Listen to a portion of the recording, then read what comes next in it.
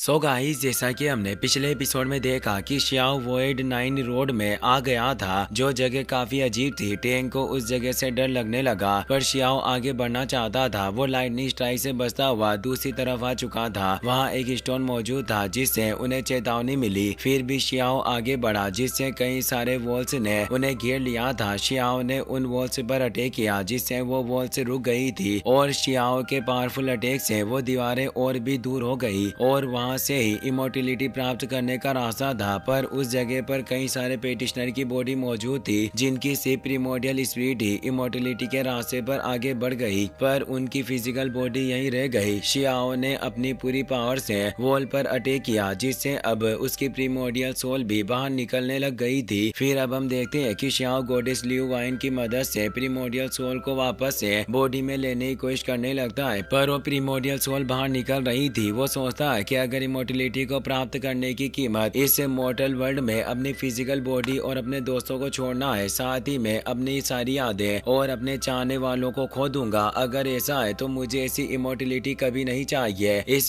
Stone wall के पीछे मौजूद हो रहा काफी ज्यादा पावरफुल है, जो मुझे इसे एक्सप्लोर करने के लिए आकर्षित कर रहा है। पर यहाँ जो लोग मौजूद हैं वो पिछले एक युग से इस एनर्जी के अंदर चले गए और वापस कभी लौट कर नहीं आ पाए। इसीलिए अगर मेरी प्रीमोडियल सोल को भी इसके अंदर खींच लिया गया तो मुझे नहीं लगता है कि मेरे पास कभी वापस आने का मौका होगा। मैं ये कभी भी नहीं चाहता। और वो अपनी पूरी पावर से बॉडी में क्रिएट हुए उस क्रेक को वापस से भरने लगता है, जिससे उस स्टोन वॉल से भी एनर्जी रिलीज होना बंद हो जाती है और शियाओ अपनी प्रीमोडियल सोल को वापस से अपनी बॉडी में ले लेता है। अब शियाओ खड़ा हो जाता है। टेंग उसके पास आकर बोलता है कि मुझे लगा कि तुम हमें छोड़कर इमोर्टिलिटी के रास्ते पर चले जाओगे और हमें दोनों को पिछली बार की तरह अकेले रहना होगा। शियाओ बोलता है कि आखिर में तुम दोनों को छोड़कर कैसे जा सकता था। वो दोनों वापस से सोने के लिए शियाओ के हेयर में चले जाते हैं। शियाओ सोचता है कि जिसे मैं इमोर्टिलिटी कहता हूँ उसे प्राप्त करना आसान नहीं है। मैंने काफी सारे ट्रिबुलेशन का सामना किया, क्या फिर भी मुझे इमोर्टिलिटी को प्राप्त करने के लिए अपनी फिजिकल बॉडी को छोड़ना होगा और मेरी सिर्फ प्रीमोडियल स्पिरिट ही इमोर्टिलिटी के लिए आगे बढ़ सकती है। पर आखिर वो कौन सी जगह होगी जहाँ मेरी प्रीमोडियल सोल प्रवेश करेगी। चाहे कुछ भी हो, पर एक दिन मैं इमोर्टिलिटी को प्राप्त जरूर करूंगा।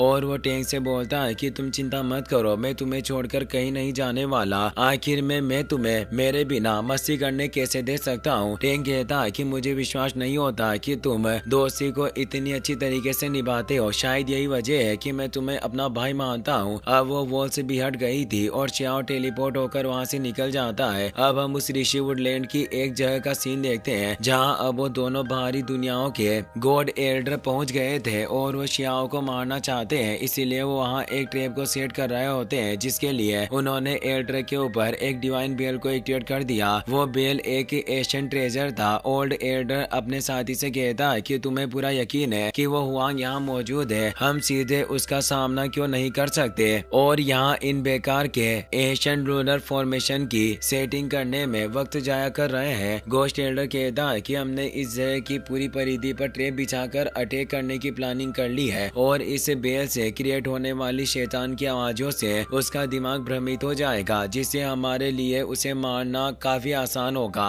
और इस तरह से हम अपने दुश्मन को भी मार देंगे और हमें भी बिल्कुल घातक हमलों का सामना नहीं करना पड़ेगा। वहीं शियाओ उसे वॉइड स्पेस में ही कल्टिवेशन करने लग गया था, जिससे अब उसकी प्रीमोडियल स्पीड और ज्यादा स्टेब्लिश हो गई थी और अब शियाओ की पावर भी काफी बढ़ गई थी, जिससे वो गॉड स्टेज के हेवनली सैक्रिफाइस रियल्म में पहुंच गया था, जिससे अब उसके कल्टिवेशन पाथ के साथ 4 गॉड हैंड नजर आ रहे होते हैं। शियाओ बोलता है कि फाइनली मैंने सेक्रेट रिचुअल डोमेन को प्राप्त कर लिया और अब उस ऋषि वुडलैंड में एक पोर्टल ओपन होता है, जिससे शियाओ बाहर आ जाता है। शियाओ को आसमान में एक क्लाउड नजर आता है। वो उसकी पावर को कंडेंस करता है और बोलता है कि इस एनर्जी में स्वर्गीय प्राणियों की शक्ति है। निश्चित रूप से ये पावर हेवन और स्टार को एक वॉर में ही नष्ट करने के लिए काफी है और इस पावर के साथ कोई भी अंडरग्राउंड और किसी भी रियल्म को मिटा सकता है। इस तरह का प्राणी जो निचली दुनिया को मिटा पाए और हेवन तक चढ़ने में सक्षम हो, वो निश्चित रूप से सर्वशक्तिमान होगा। टेंग उसे होश में लाता हुआ बोलता है कि भाई तुम फिर से भ्रमित हो गए हो, जिससे तुम्हें अजीब सी चीजें दिख रही है। शियाओ बोलता है कि जब से हम वापस लौटे मेरे साथ अजीब सी चीजें हो रही है और मैंने कोई सीक्रेट रिचुअल डोमेन को प्राप्त प्राप्त नहीं किया, वो सिर्फ एक भ्रम था। वास्तव में ये सब काफी अजीब है। टैंक बोलता है कि यहाँ एक बेल की सोल के साथ डेमोनिक साउंड सुनाई दे रहा है जो तुम्हारे कल्टिवेशन लेवल के साथ मेल खाता है, जिससे निश्चित रूप से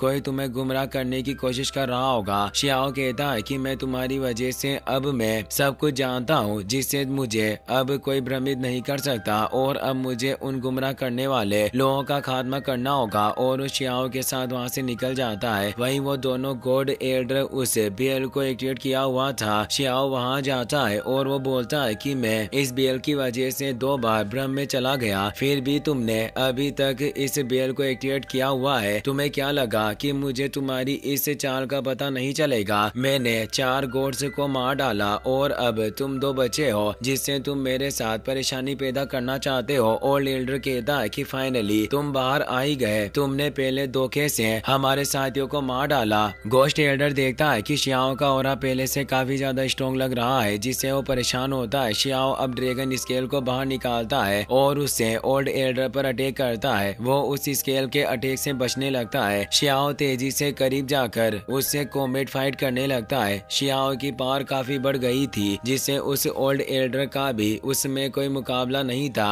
और वो शियाओ के अटैक से पीछे खिसक गया। ओल्ड एल्डर अब अपनी हेवन बोतल से शियाओ पर अटैक करता है। शियाओ उस बोतल की एनर्जी का सामना नहीं कर पाता और वो उस बोतल के अंदर चला जाता है। ओल्ड एल्डर कहता है कि यह लड़का काफी पावरफुल था, पर यह मेरे इस डिवाइन बोतल से बच नहीं पाया। गोस्ट गॉड वहां आता है और ओल्ड एल्डर से कहता है कि प्लीज इस वांग की बॉडी को मुझे सौंप दो ताकि मैं अंडरवर्ल्ड में इसे ले जाऊं, क्योंकि इस वांग जैसे टैलेंटेड व्यक्ति को रिफाइन करने की हमें काफी जरूरत है। निश्चित रूप से फ्यूचर में हमारे लिए एक महान साधन की तरह साबित होगा। ओल्ड एल्डर मुस्कुराते हुए कहता है कि हम इस मामले पर बाद में चर्चा करेंगे, पहले इस वांग को मैं रिफाइन करूंगा। लेकिन तभी वो डिवाइन बोतल क्रैक होने लगती है और एक विस्फोट के साथ शियाओ बाहर निकल आता है और वो ड्रैगन स्केल को एक्टिवेट करके ड्रैगन को बाहर निकालता है। ओल्ड एल्डर अपनी डिवाइन बॉडी को एक्टिवेट करके उस ड्रैगन को रोकने की कोशिश करता है, पर ड्रैगन अटैक की वजह से वो दूर गिर जाता है। शियाओ बोलता है कि तुम मुझे एक मक्खी समझ रहे थे, पर क्या अब तुम्हें एहसास हो गया है कि असली मक्खी कौन है? ओल्ड एल्डर कमजोर हो चुका था। शियाओ अपनी ढालुओ इमोर्टल स्वॉर्ड को बाहर निकालता है और अपने थंडर गॉड आर्मर को अभी पहन लेता है। अब वो तेजी से ओल्ड एल्डर पर अटैक करने जाता है, पर वो एल्डर अपनी बेल्स की मदद से एक फॉर्मेशन को एक्टिवेट करने लगता है, जिसमें वो गोस्ट एल्डर की भी मदद लेता है। अब वो डिवाइन बेल एक पोर्टल को ओपन करती है जो एक सन वाटर फॉर्मेशन होता है, जिसके अंदर काफी सारा वाटर मौजूद था जो किसी भी चीज को अपने अंदर विघटित कर सकता था, यानी उसके अंदर जाने वाली चीजों के टुकड़े हो जाया करते थे। शियाओ थोड़ा परेशान हुआ कहता है कि यह फॉर्मेशन स्पेस कनेक्शन फॉर्मेशन है। शियाओ उस वाटर से बचने लगता है, पर वो वाटर अब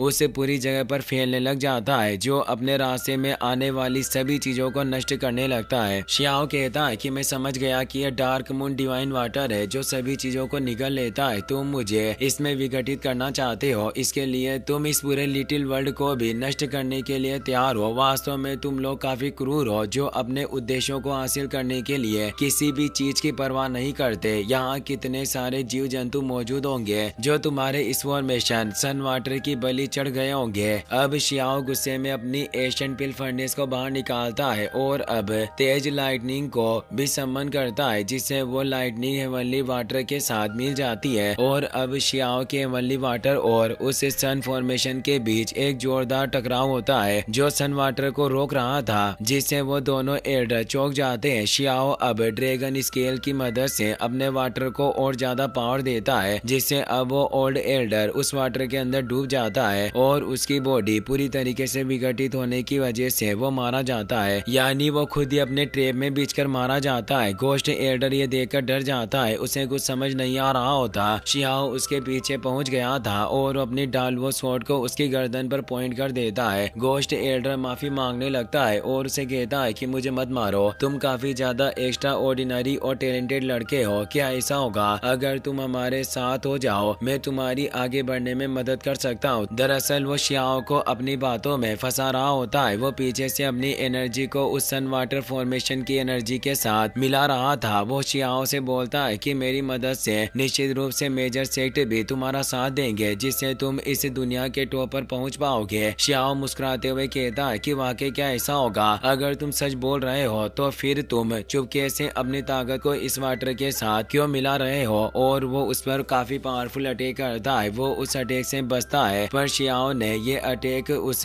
बेल फॉर्मेशन पर किया था जिससे वो फॉर्मेशन अब शियाओ के कंट्रोल में था। गोस्ट एल्डर दूर जाकर शियाओ पर अटैक करने लगता है तो शियाओ भी अपनी डालवो इमोर्टल स्वॉर्ड के पावरफुल स्लैश को एक्टिवेट करता है, जो उस गोस्ट एल्डर के अटैक को आसानी से नष्ट करते हुए गोस्ट एल्डर पर अटैक करता है, जिससे वो मारा जाता है। वो नीचे गिर जाता है, पर अभी वाटर चारों तरफ फैल रहा होता है। शियाओ टेंग से कहता है कि जल्दी से इस फॉर्मेशन को नष्ट करो और इसके एग्जिट सील को नष्ट कर दो। टेंग ऐसा ही करता है और वो अपने कई सारे अटैक से उस बेल को पूरी तरीके से नष्ट कर देता है। शियाओ बोलता है कि मैं भी अब टहलने के लिए बाहर जाना चाहता हूँ। मैं उस इमोर्टल पैलेस और इन अंडरग्राउंड सेक्ट के लोगों से अपना बदला लूंगा और इनके सभी हेवनली डीटी को मार डालूंगा। इसी के साथ ये एपिसोड यहीं पर खत्म हो जाता है। गाइस, इसका नेक्स्ट पार्ट अगले फ्राइडे को अपलोड होगा। अगर आप हमें सपोर्ट करना चाहते हो तो इस वीडियो को लाइक करना और अपने दोस्तों के साथ शेयर कर देना। मिलते हैं नेक्स्ट वीडियो में। Thanks for watching.